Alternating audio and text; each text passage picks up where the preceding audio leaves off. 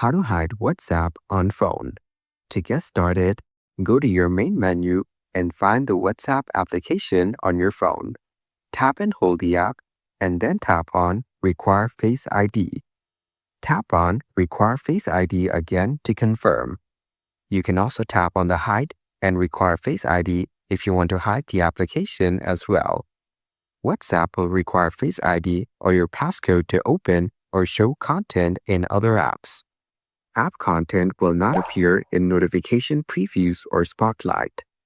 You can still reply to messages from notifications and answer calls if WhatsApp is locked. Now, go back and try opening WhatsApp again. Check to see if it requires a Face ID to unlock. You have now successfully locked WhatsApp. So, by following these simple steps, you can go ahead and easily hide WhatsApp on phone.